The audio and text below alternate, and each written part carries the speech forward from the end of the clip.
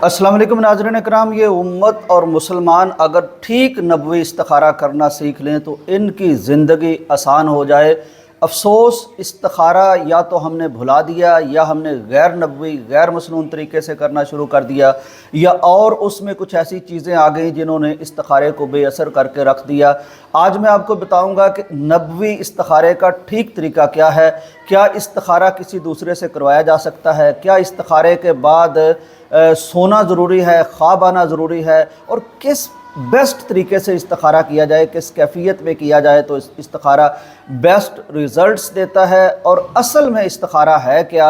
और फिर ये कि इस्तिखारा किन उमूर में किया जा सकता है। हर मामले में इस्तिखारा नहीं किया जा सकता।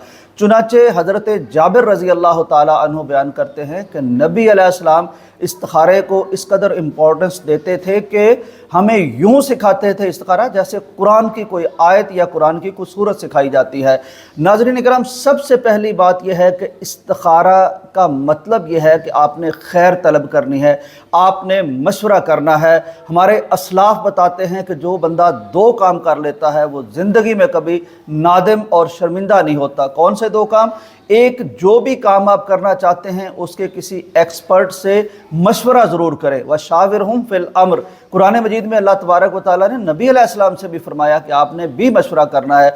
तो एक्सपर्ट से अगर मशवरा कर लिया जाए और इस्तिखारा कर ली जाए। इस्तिखारा क्या है? इस्तिखारा है अल्लाह से खैर तलब करना, अल्लाह से मशवरा करना। तो जो ये काम कर लेता है वो ज़िंदगी में कभी नादिम और शर्मिंदा नहीं होता।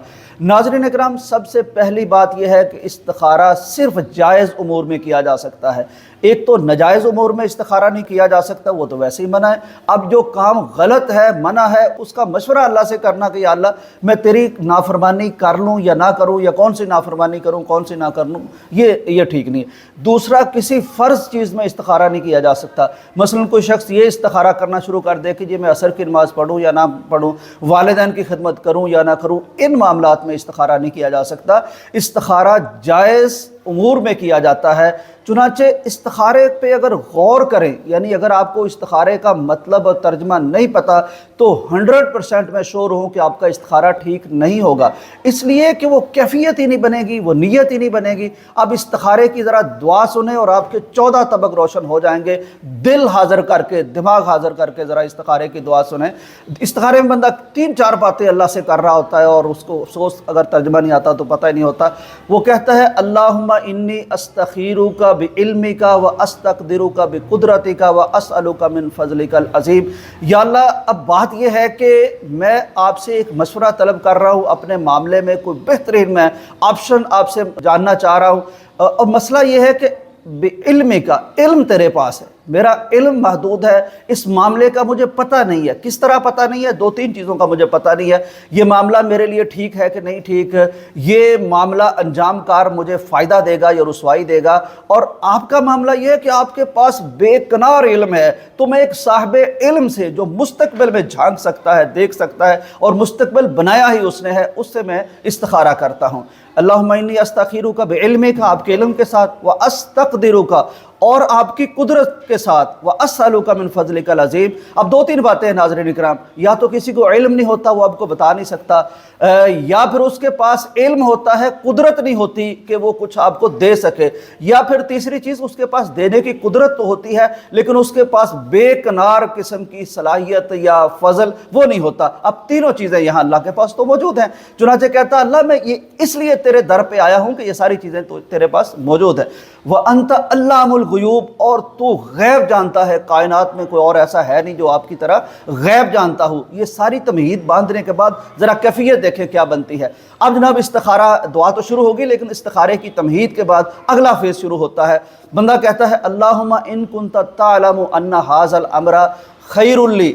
या अल्लाह, अगर ये सारे जो मैंने प्रीफेस बांधी है, तमहीद बांधी है, उसके बाद अगर ये जो मेरा काम है, ये काम अन्ना हाज़ल अमरा, ये अगर आपको अरबिक आती है तो अन्ना हाज़ल अमरा की जगह आप अपना अरबी में उसका नाम लें, ये ज़्यादा बेहतर है। अन्ना हाज़ल तिजारता, अन्ना हाज़ल निकाह, अन्ना हाज़ल बैया, अन्ना हाज़ल सफ़रा, कि या अल्लाह ये सफ़र, ये तिजारत, ये बै या निकाह या मंगनी। अगर नहीं तो जहन में ये लफ्ज़ रखे, अल्लाहुम्मा इन कुन्ता तालमु अन्ना हाज़ल अमरा खैरुल ली, ये मामला मेरे लिए बेस्ट है। खैर का मतलब बेहतर नहीं होता, बेस्ट होता है। تو کن معاملات میں بہتر ہو؟ 3 طرح کے معاملات میں۔ یہ ذرا دیکھیں جامعیت استخارے کی۔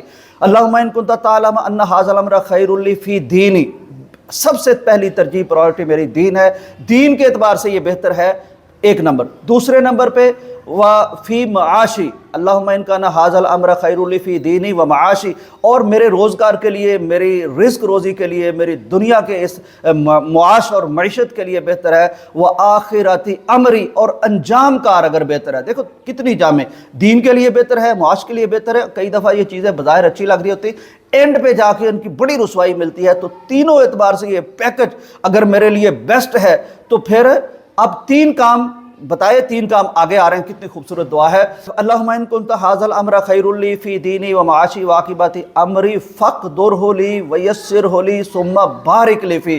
اللہ پھر آپ نے اس کو سب سے پہلے تو میرے مقدر میں کر دینا، یعنی مجھے مل جانی چاہیے یہ، اور پھر اللہ یہ جب ملنی ہے تو مشکل میں نہ مجھے پڑھنا پڑے، ویسرہ لی، بڑی آسان کر دے، اور جب مل جائے ثم بارک لی، پھر اللہ اس میں برکت میں فرما دینا۔ اب یہ کام ہو گیا۔ اب دوسری آپشن یہ ہے کہ علم تیرے پاس، قدرت تیرے پاس، نالج تیرے پاس، غیب تیرے پاس، اگر یہ چیز میرے لیے بہتر نہیں ہے تو پھر کیا؟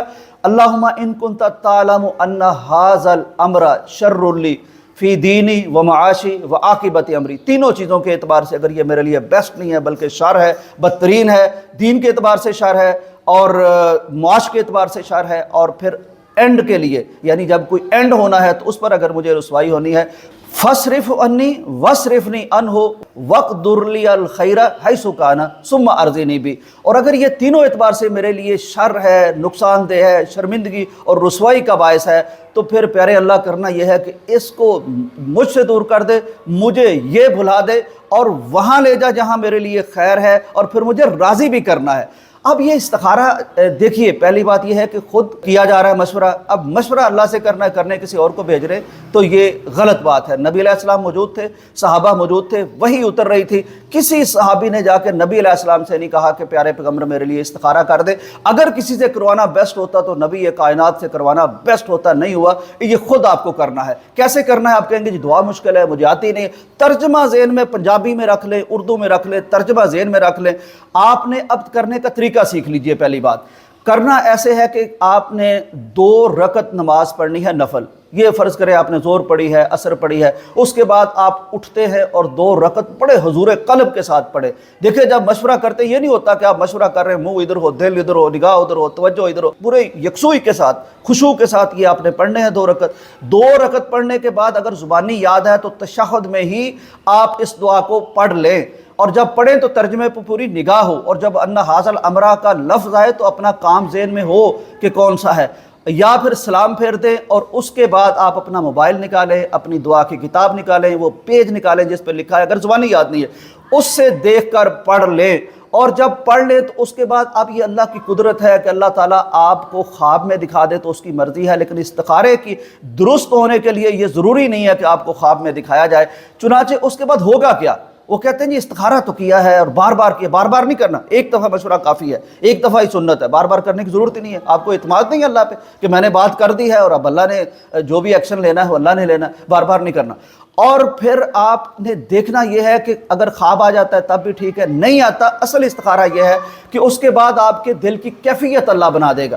اگر تو یہ کام آپ کے فائدے کے لیے ہے تینوں اعتبار سے تو پھر یہ آسانی سے ہو جائے گا، آپ کو تردد نہیں کرنا پڑے گا۔ اور اگر آپ کے لیے تینوں اعتبار سے، دنیا آخرت انجام کار کے اعتبار سے بہتر نہیں ہے تو پھر یہ آپ کے دل سے نکل جائے گا، پھر اس کے پیچھے بھاگنے کی ضرورت نہیں۔ وہ آپ کسی سے شادی کرنا چاہتے ہوں، منگنی کرنا چاہتے ہوں، کسی کے ساتھ پارٹنرشپ کرنے چاہتے ہوں، کوئی سفر کرنے چاہتے ہوں، کوئی تجارت کرنا چاہتے ہوں، کوئی جاب کرنا چاہتے ہو، کچھ بھی، وہ اگر آپ کے دل پہ ٹھک نہیں رہی اور آپ کی توجہ ادھر جا نہیں رہی، دل سے نکال دی گئی ہے، تو سمجھیں کہ اللہ تعالیٰ نے مجھے اس سے بچا لیا، اس نے مجھ سے بچا لیا۔